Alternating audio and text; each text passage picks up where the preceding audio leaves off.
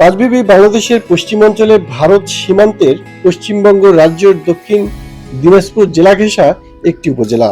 কৃষিপ্রধান এই উপজেলাটি পাঁচবিবি রেল স্টেশনের কারণে ব্যাপকভাবে পরিচিত।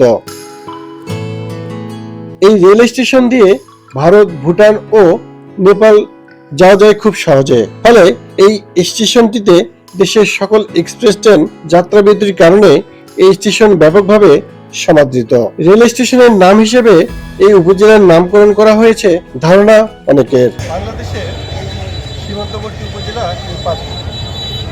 1884 সালে ব্রিটিশ শাসনামলে এই পাঁচবিবি রেল স্টেশনটি স্থাপন করা হয়। পরে এই পাঁচবিবি রেল স্টেশন থেকে রেড গ্যাস রেল স্টেশনে রূপান্তরিত করা হয়। বর্তমানে ভুটান, ইন্ডিয়া যাওয়ার জন্য এই রেল স্টেশনটি অনেকে ব্যবহার করে থাকে। উপজেলাটি লালবাজার নামক স্থানে ছিল এবং এর নাম ছিল লালবাজার থানা।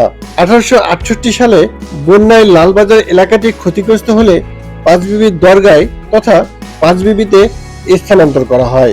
তখন থেকে এর নাম হয় পাঁচবিবি।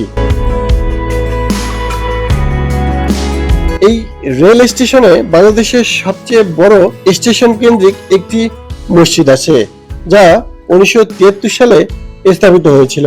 এই মসজিদটিতে একসাথে 1200 থেকে 1500 মুসল্লি নামাজ আদায় করতে পারে।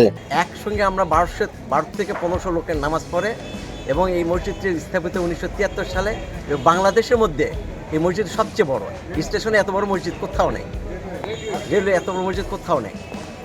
এবং এখানে মুসল্লি খুবই ভালো এবং যে কোনো উৎসাহ উদ্দীপনার সঙ্গে আমরা প্রত্যেকটা ধর্মীয় অনুষ্ঠান পালন করি। পাঁচবিবির নামকরণ নিয়ে নানা মতভেদ থাকলেও পঞ্চ হতে পাঁচ এবং গৌরী হতে বিবি অর্থাৎ পাঁচবিবি হয়েছে ধারণা অনেকের। ঐতিহাসিকরা বলেন, পাঞ্চাবিবি নামে একজন বৃদ্ধার জমিতে পাঁচবিবি রেল স্টেশন স্থাপিত হয়, ফলে স্টেশনের নাম রাখা হয় পাঁচবিবি।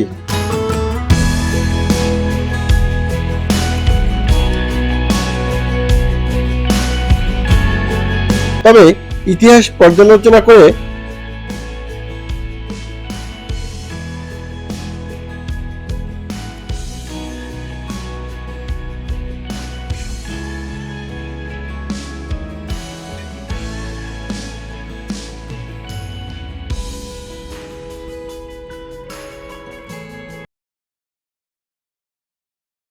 দেখা যায় আনুমানিক বাংলায় 1100 সালে বাগুড়ি এলাকায় এক মুসলিম দরবেশের পর্যায়ক্রমে 5 জন বিবি ছিলেন। তারা প্রত্যেকেই ধর্মপরায়ণ, কামেল ও শ্রদ্ধেয়া ছিলেন।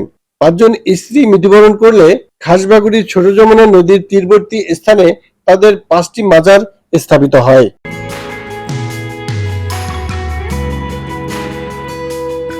তাদের স্মৃতি ও সম্মানার্থে তখন সে স্থানকে পাঁচবিবির দরগা, পরবর্তীতে পাঁচবিবি নামে খ্যাতি পায়।